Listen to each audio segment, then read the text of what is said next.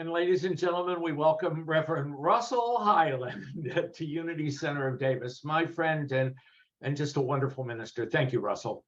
Thank you, Reverend Richard. It is an honor to have been invited. I so appreciate Reverend Richard as a friend and as a colleague. So the fact that he invited me to share with you really speaks to my heart, and I'm so grateful to be here. Just a word, we should be able to wrap up by about 2:15, so just stay with me and it'll be good. So actually, no. So here's a question for you we don't often ask in church, but I'm going to ask it anyway. Is there anyone joining us today who is a fan of rodeos? Any rodeo fans? Okay, we got a couple. Great, thanks. So you may know this already, but the word rodeo is borrowed from the Spanish and literally means to round up, like to corral. But if you change the accent a little bit and make it rodeo, it means to round up prices to their maximum extent, giving us the name of Rodeo Drive there in Beverly Hills. So a little bit of trivia. So that might be important if you're playing Trivial Pursuit someday. So let's think about rodeos. So rodeos have cowboys and cowgirls and bucking broncos and bulls and clowns and broken bones, of course. And it gives us the expression, this ain't my first rodeo, meaning one is experienced with a certain situation, especially one that might be dangerous or have a few pitfalls or deceitful practices by others. But here's something you may not know. This idiom is generally traced back to the 1981 movie Mommie Dearest, in which the character of Joan Crawford actually says it.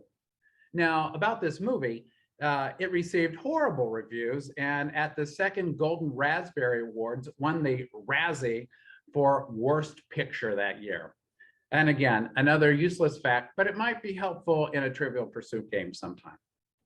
Well, a decade later, country singer Vern Gosdin wrote a song entitled This Ain't My First Rodeo, having heard the idiom from a local carpenter. So do we have any country music fans with us today? Okay, now some of you may be familiar with that song. So it is reasonable to assume that the carpenter did not learn this idiom from the movie Mommie Dearest, as the film was actually not seen by many people in theaters.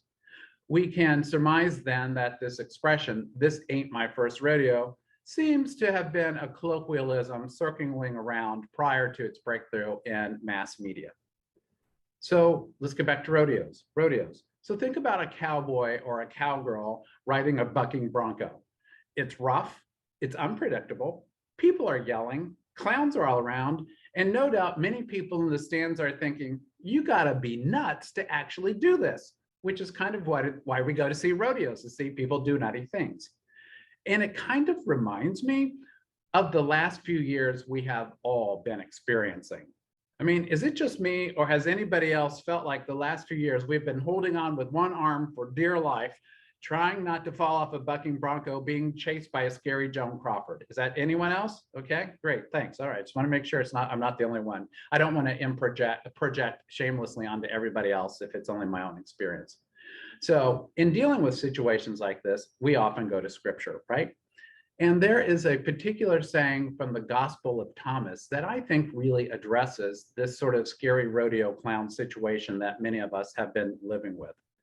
So if you're not familiar with the Gospel of Thomas, let me give you just the briefest little background about it.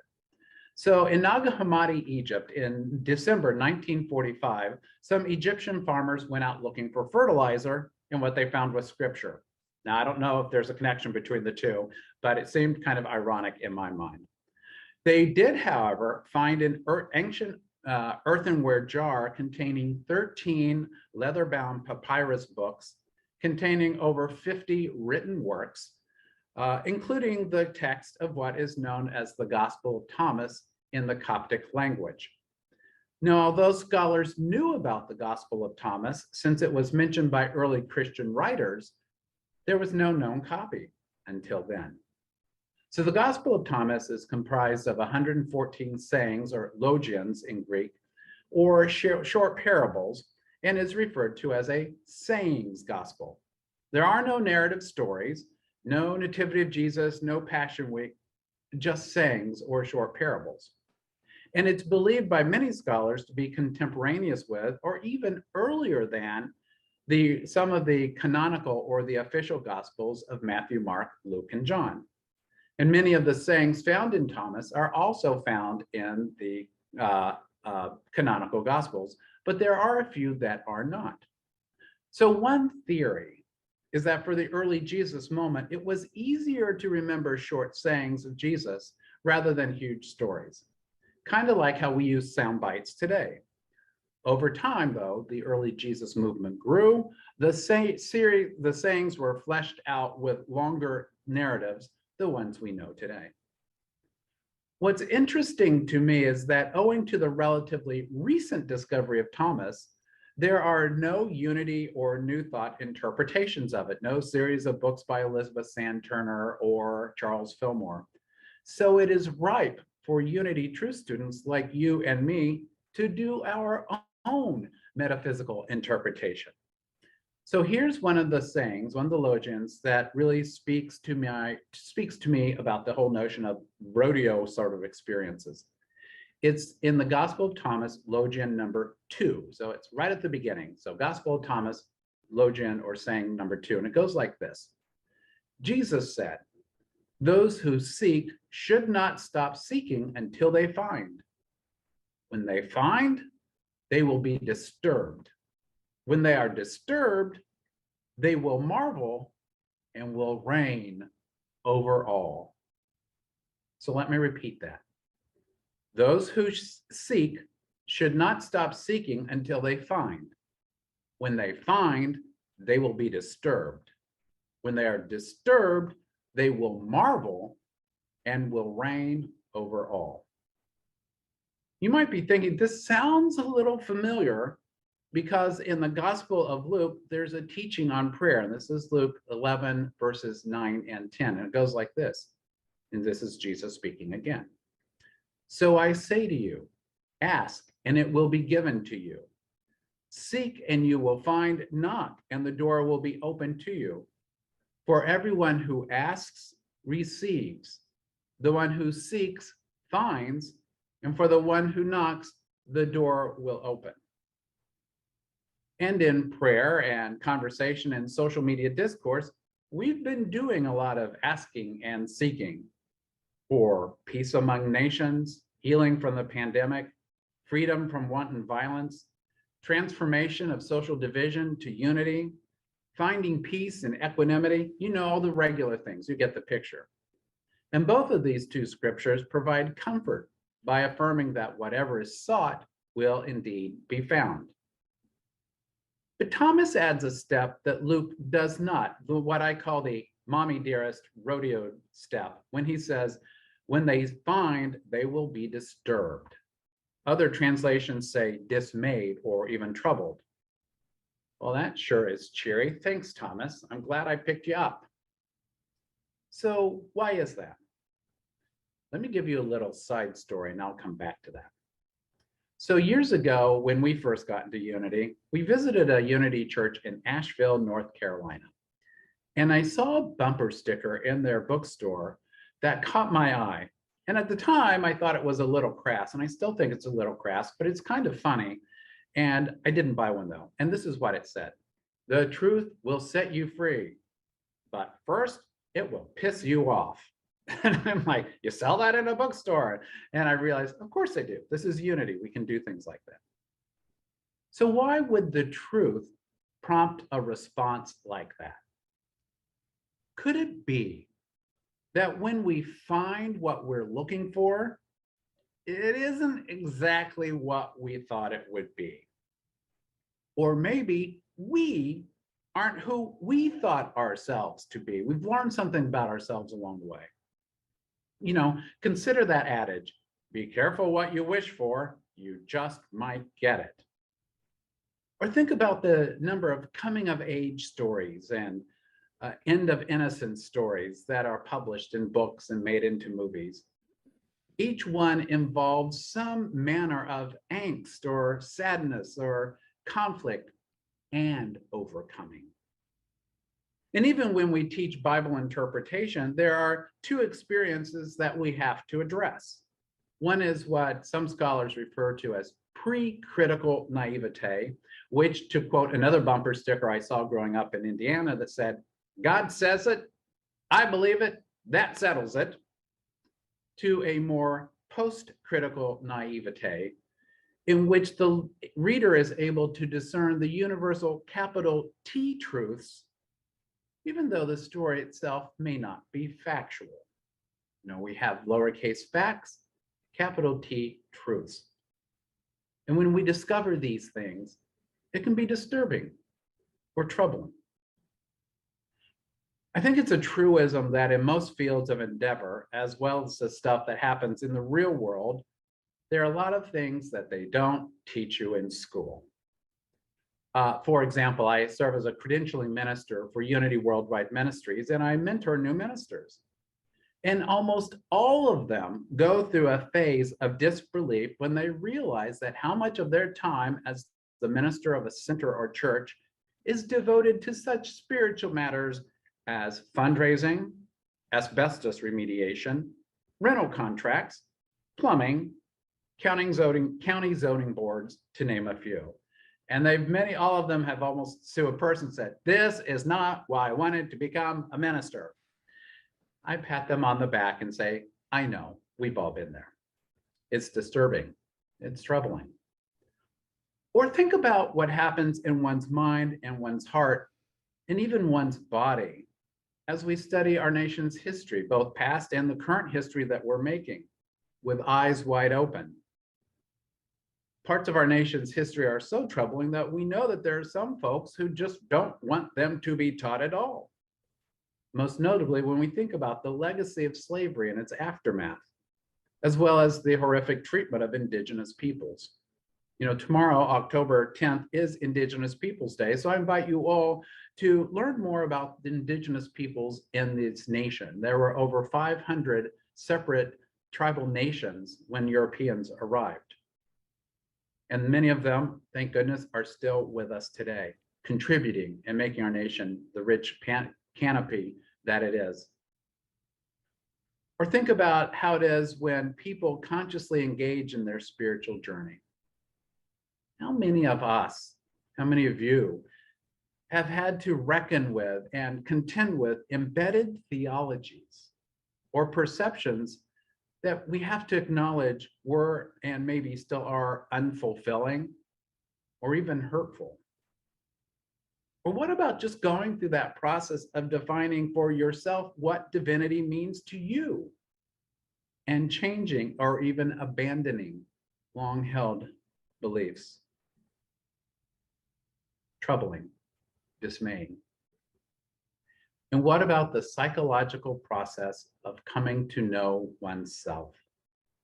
An experience that is ultimately connected to one's spiritual journey.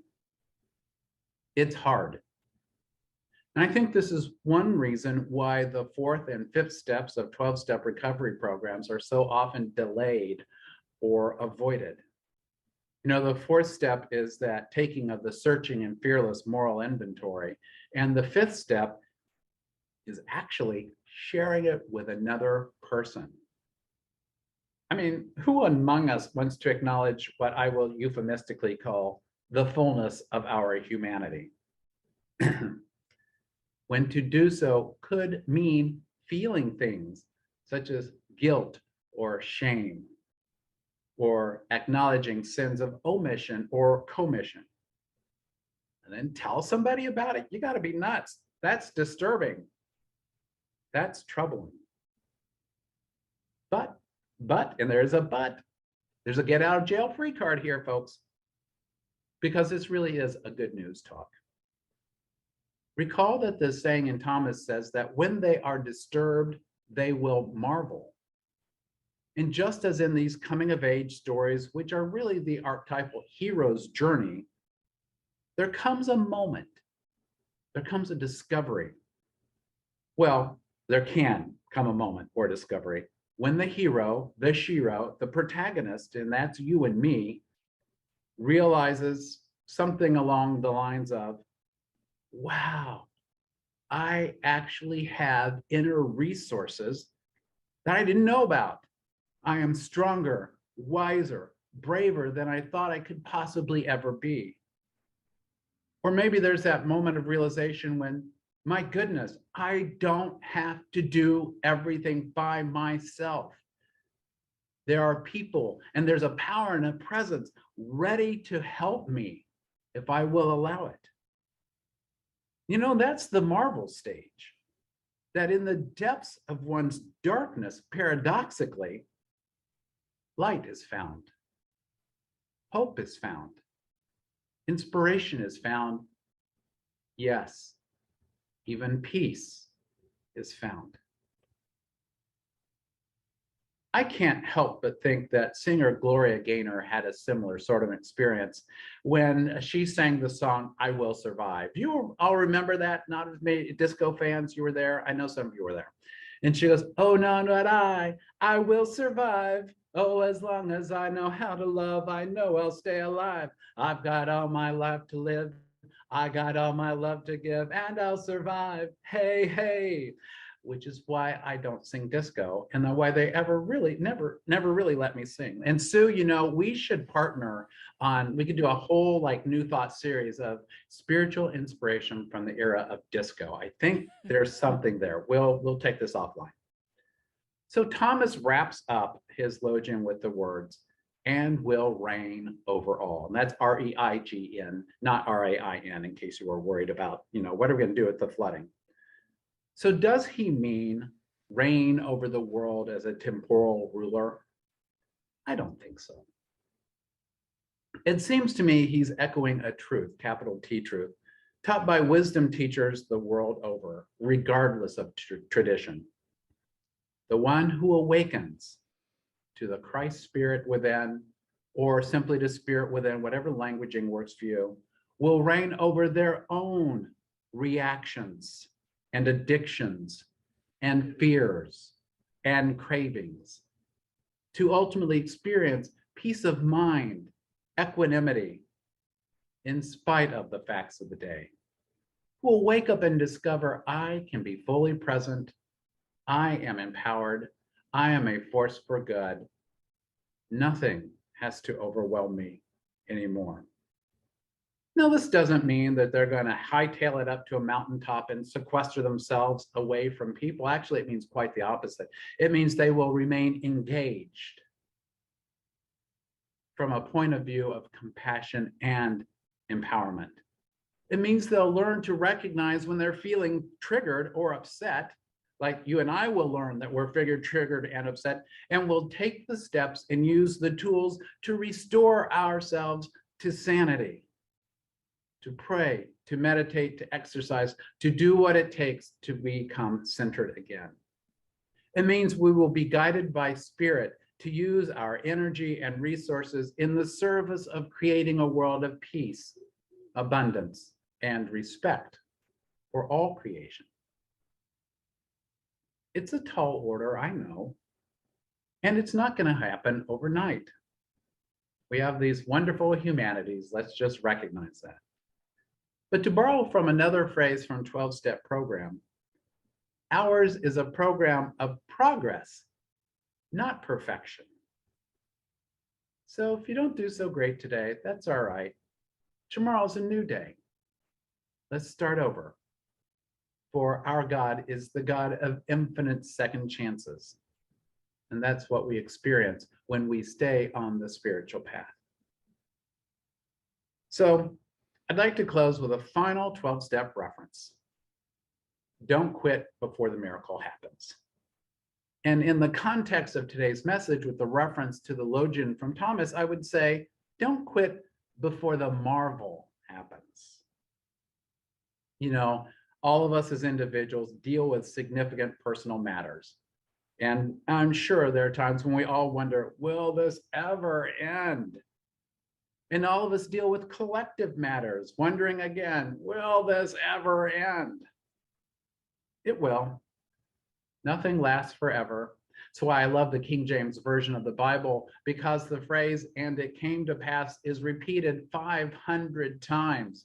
At no place in there does it say, and it came to stay forever. So it comes to pass. And our God is the good at the foundation of it all. So hold on, cowboys and cowgirls. The peace that passes understanding is always available to us. All we have to do is close our eyes and we will see it. All right, so in conclusion, we've covered rodeos, Rodeo Drive, Joan Crawford, Mommie Dearest, the Gospel of Thomas, prayer from the Gospel of Luke, the hidden spirituality of disco, the hero's journey, and multiple references to 12-step tradition. So I guess we're done. Thank you for your time. Peace be with you, and namaste.